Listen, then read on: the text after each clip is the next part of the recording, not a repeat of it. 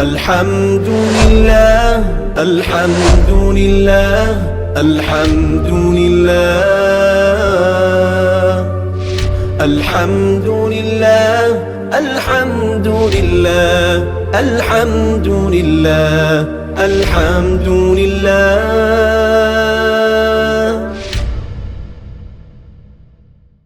بسم اللہ الرحمن الرحیم. علم الصیغہ کا پہلا باب مقدمہ ہے. سبق نمبر 11 ہم پڑھیں گے مصدر، مشتق اور جامد کی تعریف. یہ ہمارا انشاءاللہ اس باب کا آخری سبق بھی ہوگا. دیکھیں بتا رہے ہیں کہ اسم کی 3 قسمیں ہیں، مصدر، مشتق اور جامد. مصدر کس کو کہتے ہیں؟ مصدر وہ ہے جو کسی کام پر دلالت کرے اور اس کے فارسی ترجمہ کے آگے دن یا تن ہو، جیسے الضرب زدن، القتل کشتن. دیکھیں جو مصدر ہوتا ہے نا، یہ جو کسی کام پر دلالت کرتا ہے، اس کے فارسی ترجمے کے آخر میں دن ہوتا ہے یا تن ہوتا ہے. جو اردو ترجمہ ہے، اردو ترجمے کے آخر میں نون الف نا ہوتا ہے. انہی 2 مثالوں میں اگر آپ دیکھیں گے نا، الضرب زدن، زدن کا مطلب مارنا، دیکھیں نون الف نا آ گیا. اسی طرح القتل کشتن، قتل کرنا، یہاں پہ بھی نون الف نا آ گیا. اور جو مصدر ہوتا ہے یہ تمام صیغوں کی جڑ و بنیاد ہوتی ہے، اسی سے سارے کے سارے صیغے نکلتے ہیں. تو یہ حضرت نے مصدر کی تعریف کر دی. آگے مشتق بتا رہے ہیں. مشتق وہ ہے جو فعل سے نکلا ہوا ہو، جیسے ضاربن اور منصرن. دیکھیں اس میں نا اختلاف ہے. بعض حضرات یہ فرماتے ہیں کہ جو مشتق ہے وہ فعل سے نکلتا ہے، اور فعل میں سے بھی کون سا؟ فعل ماضی کا جو پہلا فعل ہے اس سے وہ نکلتا ہے مشتق. لیکن بعض حضرات یہ فرماتے ہیں کہ نہیں، جو مشتق ہے جتنے بھی صیغے ہیں یہ مصدر سے ہی نکلتے ہیں. تو اس میں اختلاف ہے. بہرحال ہمارے نزدیک جو بہتر قول ہے وہ یہی ہے کہ مشتق اور جتنے صیغے، چاہے وہ فعل کا ہو چاہے وہ اسم کا ہو، ان کی جو اصل ہے وہ مصدر ہوتی ہے، یہ مصدر سے نکلتے ہیں، اور اسی لیے مصدر کو مشتق منہ بھی کہتے ہیں. لیکن چونکہ ایک قول فعل سے نکلنے کا بھی ہے جس کو حضرت نے یہاں بھی اختیار کیا ہے، اور حضرت نے یہی فرمایا ہے کہ مشتق وہ ہے جو فعل سے نکلا ہو. جیسے یہاں پہ انہوں نے مثال دی ہے ضاربون، یہ اسم فاعل کی مثال ہے، اور یہ ضربہ فعل سے نکلا ہے. بلکہ اسم فاعل بنتا ہے فعل مضارع سے، فعل مضارع بنتا ہے فعل ماضی سے، جو کہ آپ صرف کے اندر تعلیل میں پڑھ چکے ہیں. اسی طرح جو منصرن ہے یہ اسم ظرف کا صیغہ ہے، یہ بھی فعل سے نکلا ہے. تو یہ تو ہو گیا مشتق کی تعریف. تیسرے نمبر پر ہے جامد. جامد کس کو کہتے ہیں؟ جو نہ مصدر ہو اور نہ ہی مشتق ہو، یعنی اس میں کسی کام پر دلالت بھی نہیں ہوتی، کسی کام کا کرنا یا ہونا بھی نہیں بتلایا جاتا، اور اسی طرح وہ خود بھی کسی سے نکلا ہوا نہیں ہوتا، نہ ہی اس سے دیگر صیغے نکلتے ہیں. یعنی نہ وہ مشتق منہ ہوتا ہے نہ ہی وہ مشتق ہوتا ہے، خود بھی کسی سے نہیں نکلا ہوا ہوتا اور اس سے بھی باقی گردانیں نہیں نکلتی. نہ اسم فاعل بنتا ہے، نہ اسم مفعول بنتا ہے، نہ اسم ظرف بنتا ہے. اسی طرح فعل ماضی، فعل مضارع، امر نہیں وغیرہ، اس سے بھی کوئی صیغہ نہیں بنتا. اس کی حضرت نے مثال دی ہے، جیسے راجل اور جعفرن. راجل آدمی کو کہتے ہیں، جعفر یہ آدمی کا بھی نام ہے، اور اسی طرح یہ پھل کا بھی نام ہے. اب یہ دیکھیں اس کے آگے گردان نہیں چلتی، اور یہ اس کے اندر کوئی کام والا معنی بھی نہیں پایا جا رہا، اس لیے اس کو کہتے ہیں جامد. مصدر، مشتق اور جامد کی تعریف آپ نے پڑھ لی ہے. آگے حضرت یہ فرما رہے ہیں کہ مصدر اور مشتق بھی اپنے فعل کی طرح ثلاثی، رباعی، مجرد اور مزید ہوتے ہیں. دیکھیں جس طرح ہم نے فعل کے اندر پڑھا تھا کہ فعل ثلاثی ہوتا ہے، فا عین اور 1 لام، اور اسی طرح فعل رباعی ہوتا ہے، فا عین اور 2 لام. پھر ان کی آگے 2 قسمیں تھی، ثلاثی مجرد جس میں فا عین اور 1 لام کے علاوہ کوئی اور حرف زائد نہ ہو فعل ماضی کے پہلے صیغے میں، اور مزید فی میں جس میں کوئی حرف زائد بھی ہو. آگے حضرت یہ فرما رہے ہیں کہ مصدر اور مشتق بھی، چاہے وہ اسم ہو، کیونکہ فعل کی بات تو پہلے پیچھے گزر چکی ہے، اسم میں بھی یہ بھی اپنے فعل ہی کی طرح ثلاثی بھی ہوں گے، اور اسی طرح رباعی بھی ہوں گے، مجرد بھی ہوں گے، اور مزید فی بھی ہوں گے. پھر اسی طرح ہم نے پہلے یہ بھی پڑھا تھا کہ فعل یہ 10 قسموں میں سے کوئی ایک قسم ہوگا. وہ 10 قسمیں کون سی تھی؟ صحیح تھا، مثال تھا، اجوف تھا، ناقص تھا، محموز کی 3 قسمیں تھی، مضاف تھا، لفیف تھا، مفروق تھا، مقرون تھا وغیرہ. جو 10 قسمیں صحیح وغیرہ کی جو ہم نے وہاں پہ پڑھی تھی فعل میں، یہ 10 کی 10 قسمیں ان میں بھی ہوتی ہیں. یعنی مصدر یہ بھی یا تو صحیح ہوگا، یا پھر یہ مثال ہوگا، یا پھر یہ اجوف ہوگا، یا پھر یہ ناقص ہوگا، یا اسی طرح یہ محموز ہوگا، مضاف ہوگا، لفیف ہوگا، مشتق بھی اسی طرح. تو یہ ساری قسمیں اس کے اندر بھی جاری ہوتی ہیں.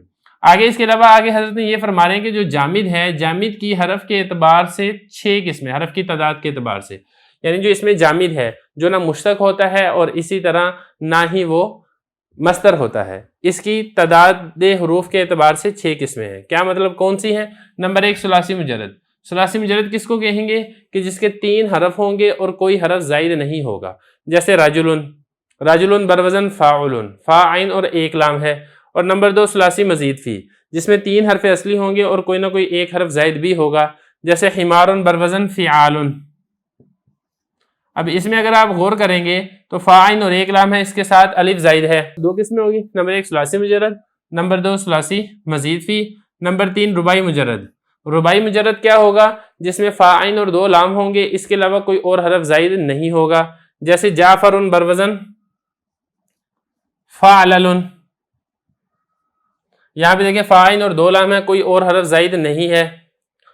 اور اسی طرح رباعی مزید فی ہوگا، یعنی 4 حرف تو یہی ہوں گے، فاعین اور دو لام، اس کے علاوہ کوئی نہ کوئی اور حرف زائد بھی ہوگا، جیسے کرتاسن بروزن فعلال، دیکھیں 2 لام ہے، ایک فا اور ایک عین ہے، اور ایک الف زائد ہے جو کہ کرتاسن میں آپ کو نظر آ رہا ہے، تو یہ کتنی قسمیں ہوگی؟ یہ 4 قسمیں ہوگی۔ اسی طرح رباعی مزید فی کے ساتھ خماسی مجرد بھی ہوگا۔ خماسی مجرد کیا ہوگا؟ جس میں فا عین اور 3 لام ہوں گے، یہ ہوگا خماسی مجرد، یہ ہوگی 5ویں قسم۔ اس کی مثال دیکھیں سفر جلن، سفر جلن، اس کا اگر آپ وزن نکالیں گے تو اس کا وزن بنے گا یہ فعللن، یہ اس کا وزن بنے گا۔ تو دیکھیں فا عین اور 3 لام ہے، اور خماسی مزید فی اس میں کیا ہوگا؟ فا عین اور 3 لام کے ساتھ کوئی نہ کوئی ایک حرف زائد بھی ہوگا۔ اس کی مثال کبعثرا، اس کا وزن کیا نکلے گا؟ فعلللا،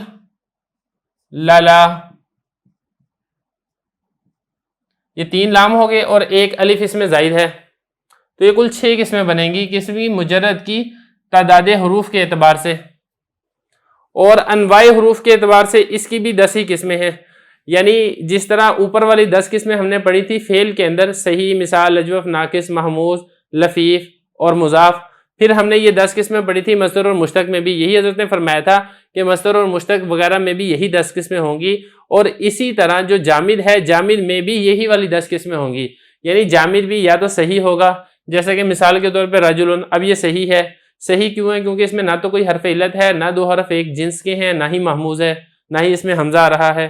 یا اسی طرح جو جامد ہے، جامد مثال بھی ہو سکتا ہے کہ جس کے فا کلمے کے مقابلے میں واو آ جائے، اسی طرح جامد اجوف بھی ہو سکتا ہے کہ اس کے عین کلمے کے مقابلے میں حرف علت آ جائے، اسی طرح جامد لفیف بھی ہو سکتا ہے کہ جس میں 2 حرف ایک جنس کے ہوں۔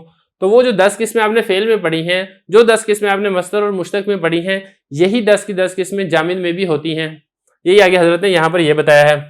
اور آخر میں یہ فرمایا حضرت نے کہ صرفی کے پیش نظر فعل ہوتا ہے۔ دیکھیں جو علم صرف ہے اس میں تعلیل ہوتی ہے کہ پہلے کیا تھا، پھر کیا قانون لگا، پھر اس کے بعد کیا تبدیلی ہوئی، سب سے زیادہ جو تبدیلی ہوتی ہے یہ فعل میں ہوتی ہے، تو اس لیے صرفیوں کی جو بحث ہے وہ زیادہ فعل سے ہی کرتے ہیں۔ اس کے بعد جو کم تبدیلی ہے وہ تبدیلی ہوتی ہے مشتق میں، اس لیے صرفی دوسرے نمبر پر مشتق سے بحث کرتے ہیں لیکن فعل سے کم بحث کرتے ہیں۔ اور جو جامد ہے، جامد میں تو تبدیلی ہوتی نہیں ہے، بہت ہی کم تبدیلی ہوتی ہے کسی جگہ پر، تو اس لیے سب سے کم جو بحث ہے صرفی وہ جامد کے اندر کرتے ہیں۔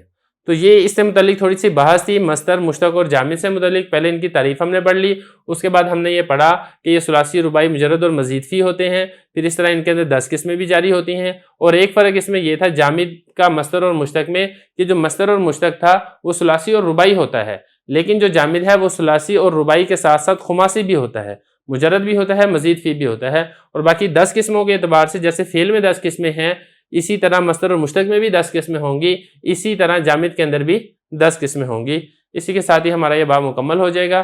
البتہ اس کے بعد فارسی کی عبارت رہتی ہے، وہ ہم انشاءاللہ حل کر لیتے ہیں۔